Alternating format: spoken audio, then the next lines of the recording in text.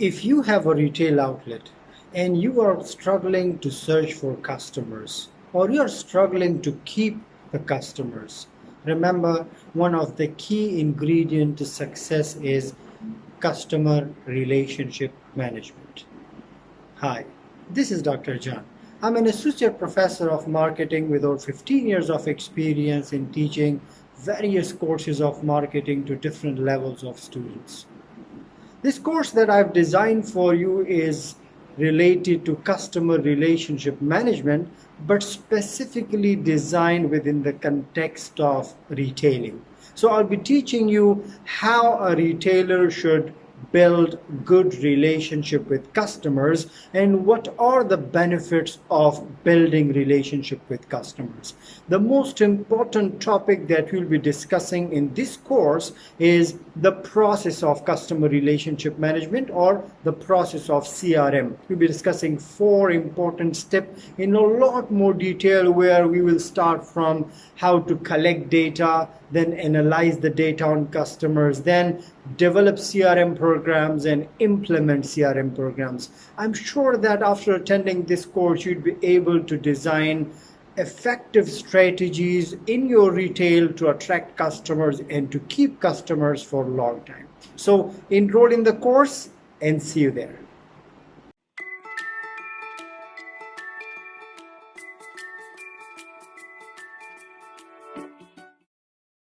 The topic that, or the chapter that we are going to discuss today is related to, guess what? Look at the topic and tell me. Yes, it is related to sustainable, competitive advantage. If you remember that I told you that there are a list of sustainable competitive advantages that a retailer or a company can focus on, but the 3 on the list, on the top of the list that I normally choose are the location, the human resource, and then the customers or loyal customers. Now the topic is customer relationship management, and I normally tell my students that this is a beautiful topic of marketing. The reason is that the definition of the topic is within the topic. So if you don't know the more detailed definition of customer relationship management, just read it from backwards, and that is the definition of customer relationship management. Customer relationship management is managing relationship with customers. How beautiful is that? Customer relationship management is commonly written as CRM. It is a philosophy that focuses on the use of technology, the use of human and business processes in order to build strong, long-term, profitable relationship with customers. And if you remember, the contemporary definition of marketing also focuses on building what? Building profitable relationship, right? So this is what the whole topic is all about. The topic is about building good relationship with customers. Let's jump into the topic and see what it has for us.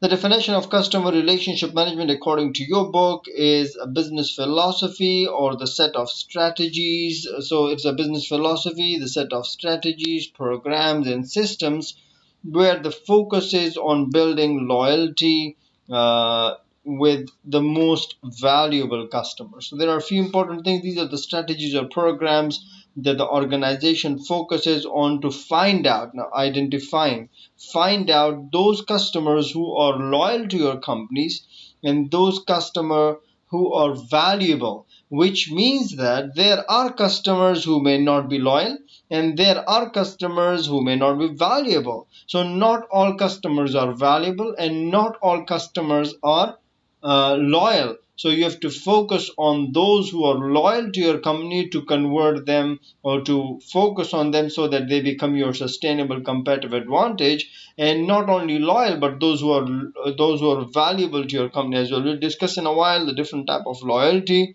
and it will give you more idea.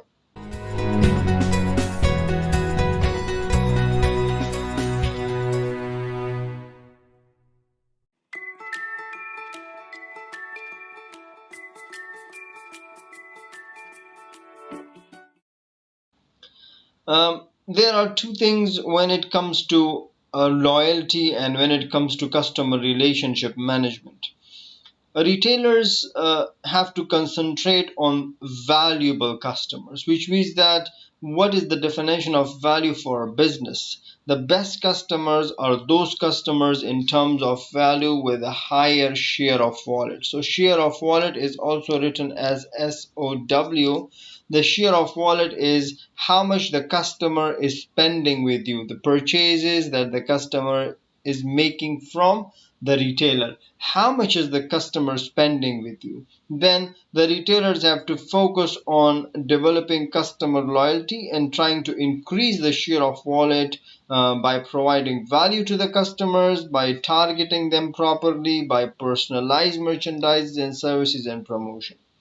When we say share of wallet related to loyalty, there are two things related to loyalty. If it comes later, we'll discuss that again. When we say loyalty, loyalty is the combination of two things. One is called share of wallet and another one is called commitment.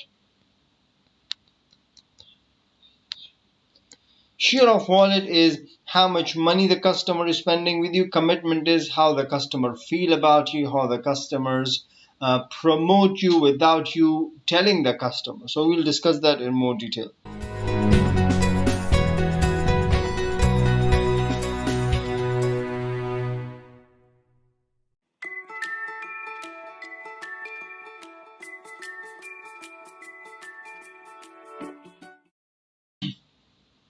Here, loyalty is a commitment. As I told you, loyalty is a commitment to purchase the merchandise and services from a retailer and try to resist the offerings of the competitors. So there are so many interesting things here that it's uh, not only purchasing from the customer or from the retailer, from the company if you're loyal, but also ignoring or resisting the offers that the competitors give you, because at times the competitors offers are very promising. So if you're a loyal customer, you would not be attracted towards the competitors offering, rather your focus would be on the company that you're loyal to. So the first thing that you have to keep in mind in loyalty is commitment, and the second thing that you have to keep in mind is emotional attachment.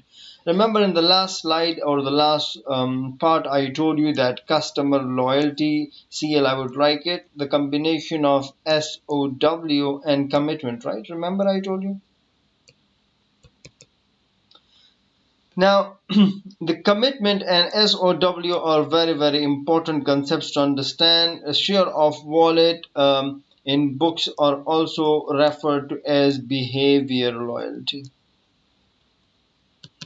Behavior loyalty. And commitment is called attitudinal loyalty. Attitudinal loyalty. So behavior loyalty and attitudinal loyalty. So if you are emotionally attached to a company or to a retailer, that is a very big thing, because that is an amazing attitudinal loyalty. Why? Because you will not be attracted by the competitors offering. If the price of the product is increased at times, you would not be affected by that. You would simply promote the company that you're loyal to unconditionally, and that is amazing.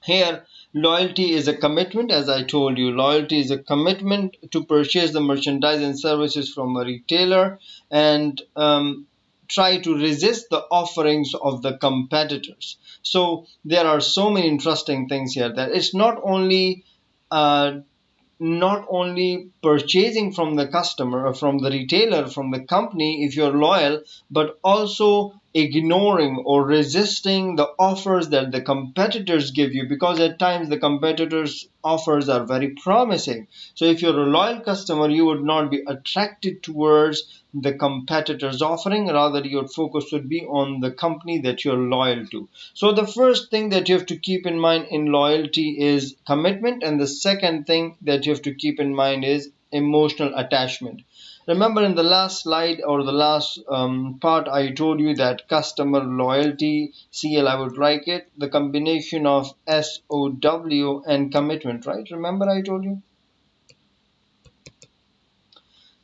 Now, the commitment and SOW are very, very important concepts to understand. A share of wallet in books are also referred to as behavior loyalty. Behavior loyalty. And commitment is called attitudinal loyalty. Attitudinal loyalty. So behavior loyalty and attitudinal loyalty. So if you are emotionally attached to a company or to a retailer, that is a very big thing, because that is an amazing attitudinal loyalty. Why? Because you are you will not be attracted by the competitors offering. If the price of the product is increased at times, you would not be affected by that. You would simply promote the company that you're loyal to unconditionally, and that is amazing.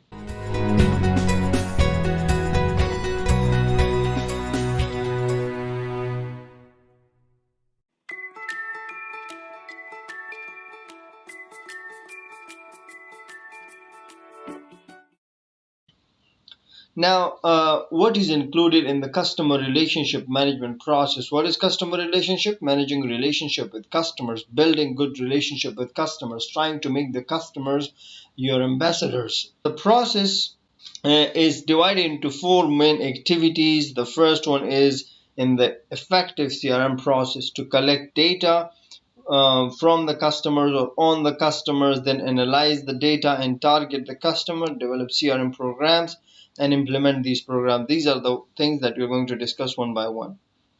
And in the diagrammatic form, it looks something like that you collect data. After you collect the data, you analyze the data. Once you analyze the data, you develop the CRM programs, and after developing the CRM programs, you implement CRM programs. And the process is, as you can see, cyclical process. Why it is a cyclical process? That the process is a continuous process. It goes on and on and on, and it keeps on refining after understanding customers.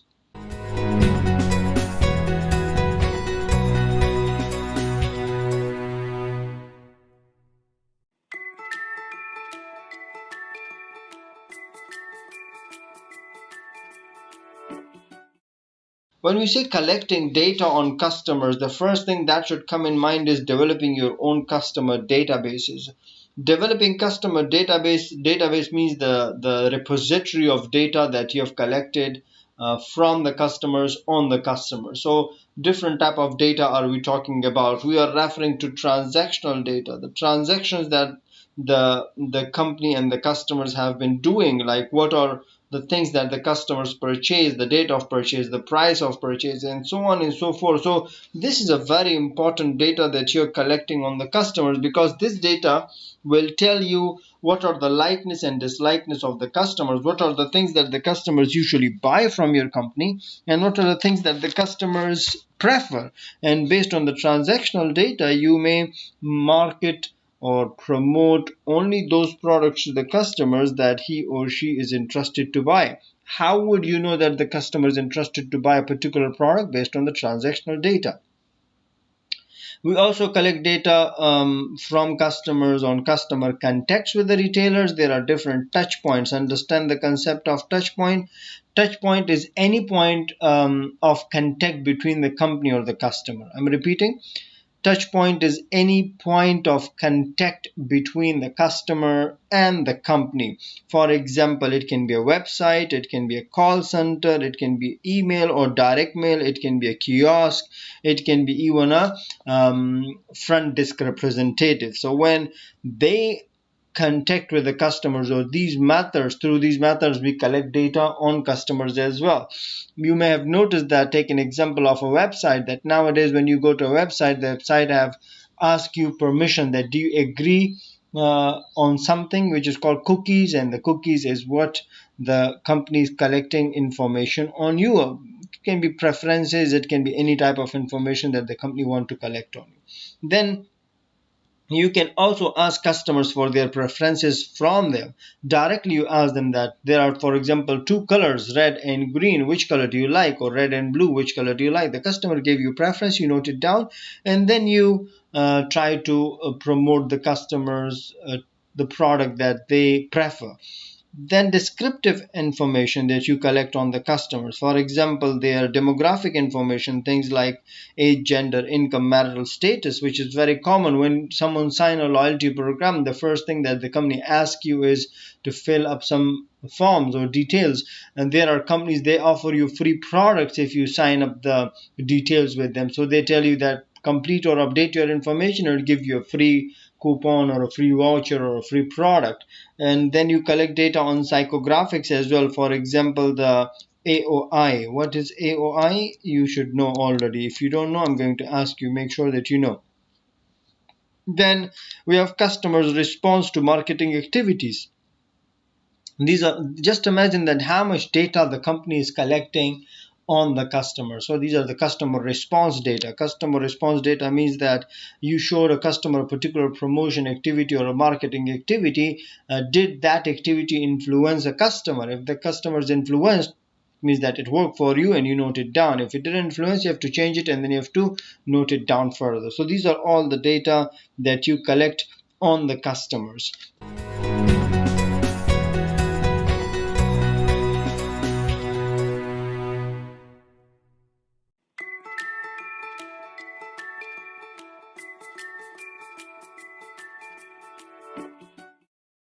What do you mean by identifying the information? For example, asking for more personalized data like name, addresses, or phone numbers. If you notice that if you provide these information, the company give you a lot of benefits, especially by providing these information, because this means that you're an active customer and the company can contact you at any time. Then things like offering frequency programs help the company get this information. We also call it loyalty programs. Companies are also using tricks like giving you a card with your name on it. So when the company give you a product or a card with your name on it, it means that you have already provided your name to the customer. And when you provide your name to the customer, it means that you have provided that information to the customer. Then the internet purchasing data. A lot of the companies have dual platforms. We studied that in the multi-channel retailing. If you remember that nowadays companies are using multiple platforms to connect with the customers. For example, the brick and mortar, the catalogs, the tele sales, and the websites. All this data should be integrated, and then customers should be targeted for better relationship. Then use of biometrics. The companies also nowadays use biometrics information, like for example scanning your thumb impressions or finger impressions, or for example your retina, or for example your voice activation and face activation. All these are the methods through which the data is collected on the customers by the companies. A lot of the companies also put the RFID. A lot of the companies also put the RFID codes, RFID chips on their merchandises to see the how and where did the customer use the product. Whenever you're buying a product, you may have noticed that it has an attached chip. Sometimes you see that, sometimes you don't see that. So those chips are just to monitor the movement of the product or the usage of the product.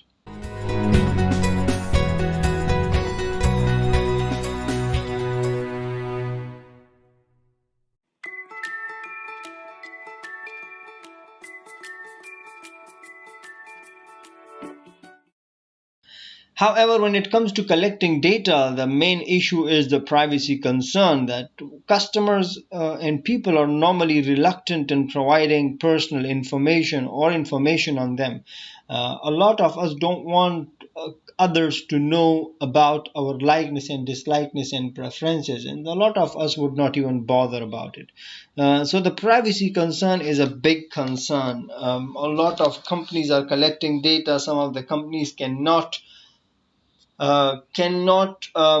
keep our data secret. They cannot protect our data, and a lot of cases are there in the real world. You can go in Google, you will find a lot of real cases where the data of the customers have been stolen. Sensitive data have been stolen. For example, data related to your credit card information, your banking details, and this is very, very important for the retailers or for the companies to ensure the privacy of the data. And that's why, inshallah, when you people come to my marketing research class, or when those of you who are in my marketing research class, you see that in the covering letter we clearly mention that your data would be protected and it would be confidential, and we would not disclose the information about you. It is only for the research purposes. These kind of statements help the customers or the respondents to provide you the information more comfortable. So control over collection. Do customers know that the information is being collected on them, and what type of information are collected? And then the customer decide upon the amount and the type of information collected. It's not like the company collect the information without the consent of the customers.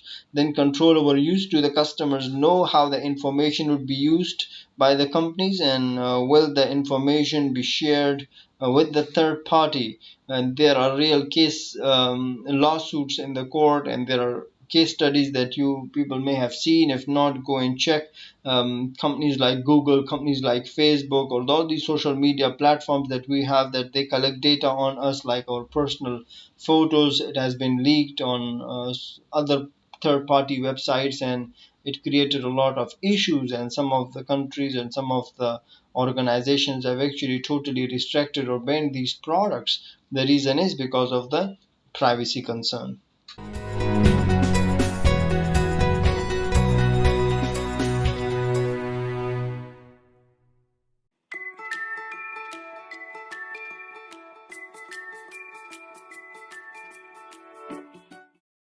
Then protecting customer privacy, you can have a design, privacy by design, that the customers already know that the retailer or the company is a responsible company, and our information will be kept private. And then we have make sure that the customers, you allow the customer to track their online activity. For example, in Google you can do that. You can go to settings and check what information has been collected on you, making sure that things are more transparent and clear, and the customers are aware of it.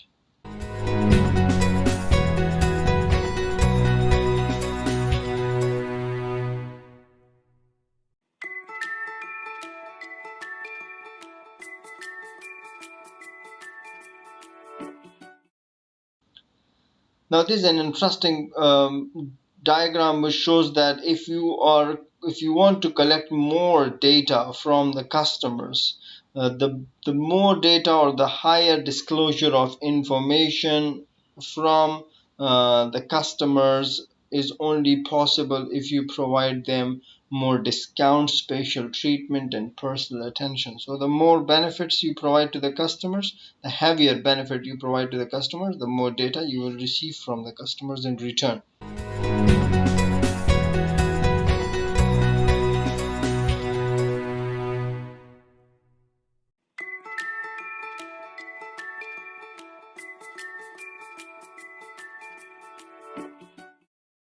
The Federal Trade Commission or FTC guidelines for fair information practices. Some of them are related to all the countries. For example, notice and awareness. This is very important. There should be a clear statement provided to the customers that the data is collected on you, the data will be stored where, and what will they do with the data.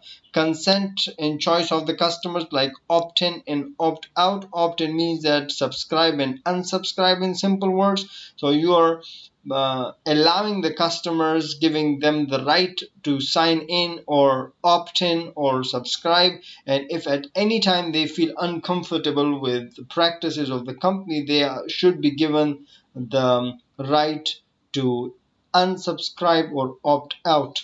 Then access and participation. Customers are able to confirm accuracy once the data is collected by the company without the customer's information. The company should also confirm the accuracy of the data from the customers. Integrity and security. For example, I already shared with you that a lot of the information previously has been stolen, so the theft and tampering is a very common thing. So the customers are normally concerned about it, and you being a company have to ensure the integrity and security of the data. Then what will be the insurance if the customer data has been leaked out or stolen? You know that the companies, like particularly the banks or the credit card companies, they provide you some insurance of your data or your credit card being used without your consent. So they sometime will repay you, or they will sometime compensate you. These are all the things we have to focus on.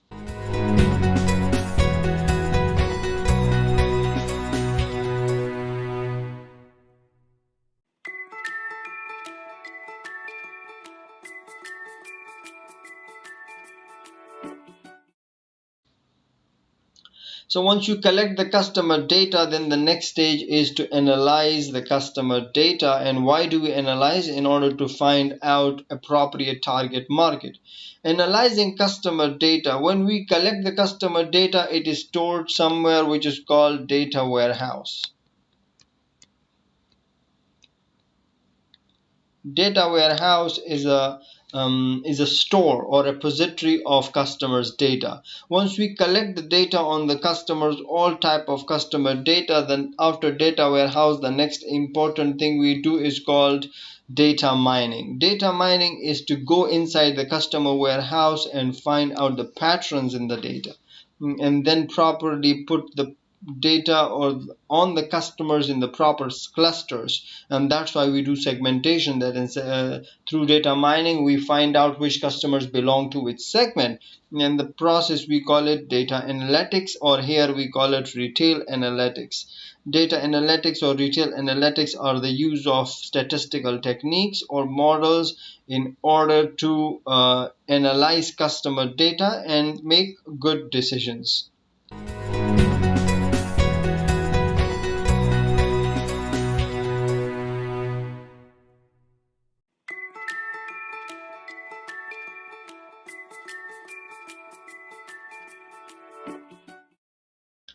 Once you analyze the data, you find out patterns in the data through data mining technique, and you identify the best customers. By best customers, I told you there are two things, but here it is only one. The two things are the attitude of the customers, the psychometric information or the psychographic information, and then we have the purchase data of the customer. We also call it share of wallet. So purchase data of the customers here is referred to as lifetime value or LTV. Lifetime value is the relationship of the customers, monetary relationship of the customers over the lifetime span of the customers, that the entire relationship of the customer and the retailer. In simple words, the entire monetary relationship between the customer and the retailer. It's very important, because that way you will find out which customer is valuable, and which customer is not valuable. Remember, we discussed a while ago that it's not only the attitude, but the value that the customer bring into your company. By the end of the day, you're a business, so you need to earn profit from the customers. And how would you find out? Through lifetime value analysis. The very common method of lifetime value analysis, or LTV, is called RFM. RFM is recency, frequency, and monetary value of the purchases. RFM: recency, frequency, and monetary value. An example is given is that there is a there is a customer by the name of Jack, and there is another customer by the name of Jill. Over the last 10 weeks of purchase history, through analysis, we found out that Jack has been regularly spending $20 every week, for the last 10 days, for the last 10 weeks, and Jill have only spent once $210. So which customer would you prefer? Which customer probably has a greater lifetime value? If you see that when it comes to Jill, monetary value of Jill is high, is 210, but the Jack has a value of $200. It may not be monetary value high, but the consistency is there. And back to the formula, RFM: recency, frequency, and monetary. So in terms of monetary, Jill have done a good job, but in terms of recency and frequency, Jill is not that good, and Jack is more appropriate for the customers and more consistent for the customers. Because if we go one more month or two more months, say 11 weeks or 12 weeks, and there is a consistency in Jack and no consistency in Jill, probably Jack is the best option for you to serve as a loyal customer.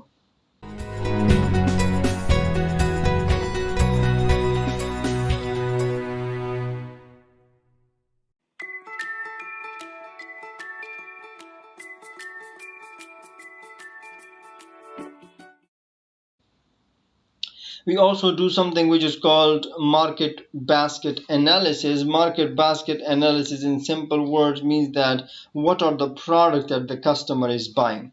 What items are bought during a single shopping occasion?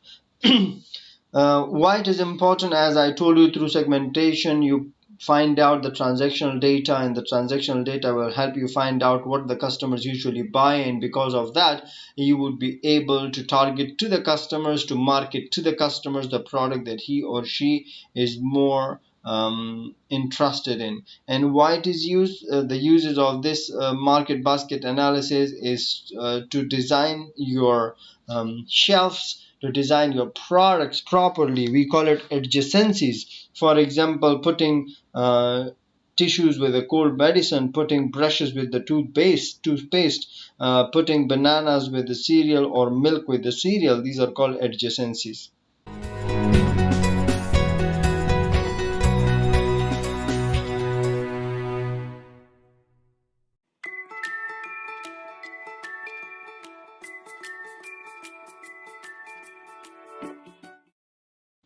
The recency, frequency, and monetary analysis is: recency is how recently customers have made the purchase, frequency is how frequently the customer have made the purchase, and monetary is how much they have bought in a particular encounter.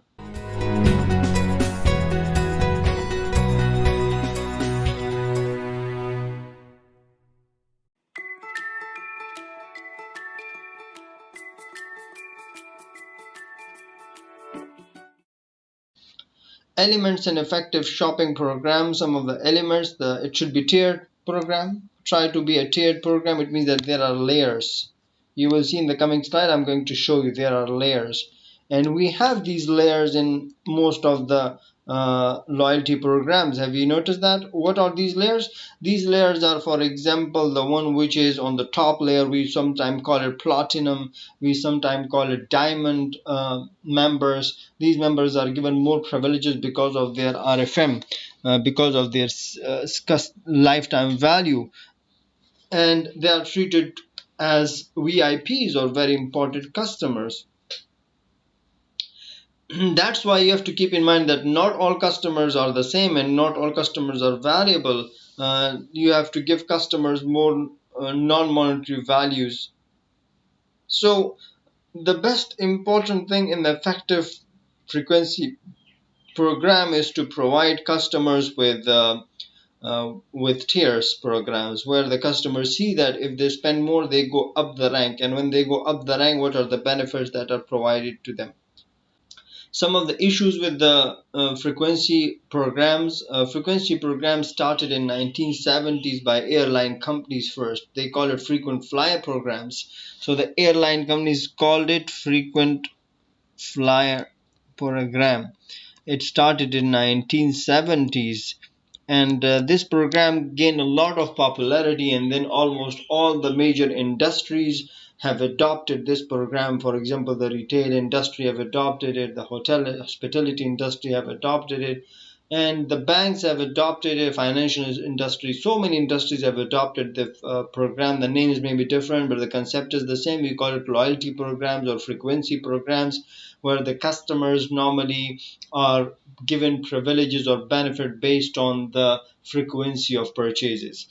Some of the problems related to these programs are these are expensive to manage. The changes are difficult because once you launch it, then you cannot change frequently because the customers may feel disappointed.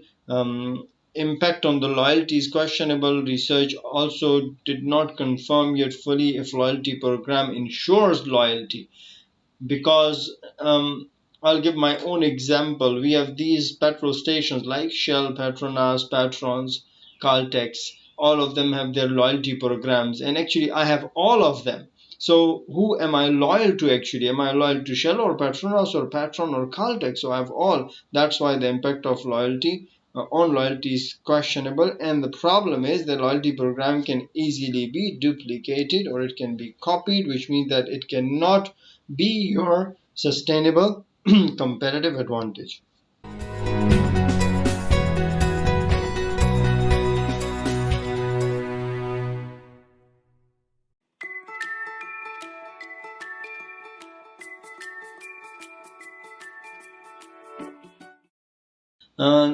That's what I told you, that there should be tiered program. Tiered means a layered program, a ranked program, where you have customers which are not very profitable. You get rid of them, which are the customers in the middle. They are doing good, but try to push them to become best customers. What are the names for them? We'll discuss that in a while. Customer retention. Customer retention in simple word means keeping the customers. Keeping the customers. Keeping the customers means retaining the customers. The common link that I normally tell my students is that customer satisfaction leads to customer retention, and customer retention may lead to customer loyalty. And this is very, very important link. So make sure that you provide personalized attention to the customer to retain them, and you make them sure that they feel like a community.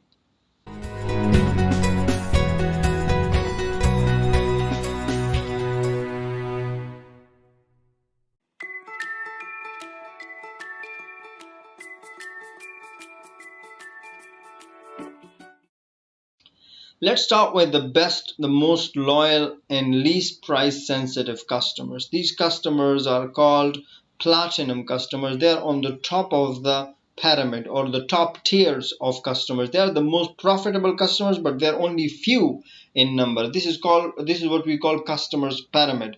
Why they are few? Because there is a rule which is called, what rule? The 80 by 20 rule, or the 80 by 20 principle. The 80 by 20 principle says that 80% of the profit or the sales come from 20% of the customer, and these 20% of the customers are your best, most loyal, and least sensitive customer. You call them platinum, or in some books they call it diamond customers. Then you have gold customers. They're the next best customers, but they are not as loyal as platinum, so you have to try to influence them to become platinum customers. Then we have the iron customers. Don't focus a lot on them, don't spend a lot of money on them, just treat them well because they still spend with you. They have a chance to become gold customers, but they should not be treated as good as gold or platinum customers. Then we have lead. These are the people with negative lifetime value because they are lead. They did not become your customers yet. So normally some books would also call them potential customers. Potential customers are those people who will become your customers but are not yet your customers. So try to attract them, try to acquire them. There is another term used for them which is called customer acquisition.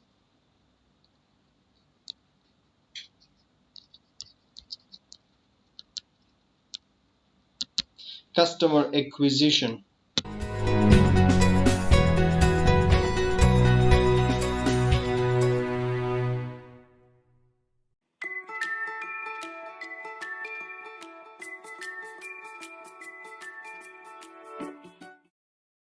Converting How to convert good customers to become your best customers. There's something which is called customer alchemy.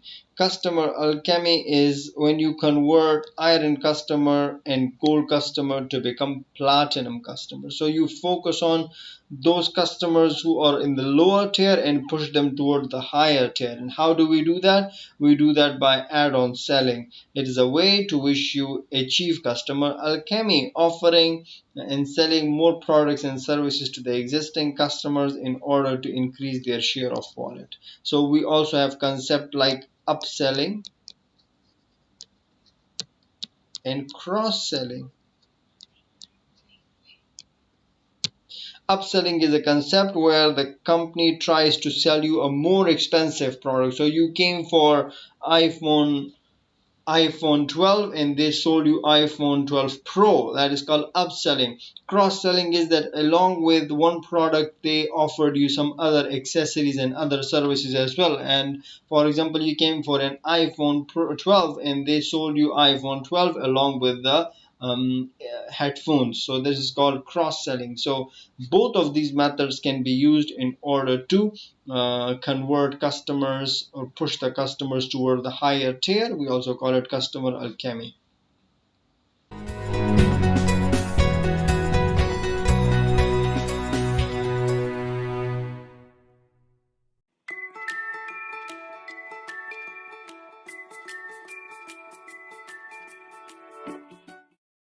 How to deal with the unprofitable customers? Try to offer them less expensive products and approaches in order to deal with them. Don't spend a lot on them, just try to have them and try to reduce your expenses that you are spending on them, because they are not that much profitable. But you have to look at them, how long have they stayed with you. So they have stayed with you for a longer time, but they're not spending more with you. They still are customers who may be used for positive word of mouth.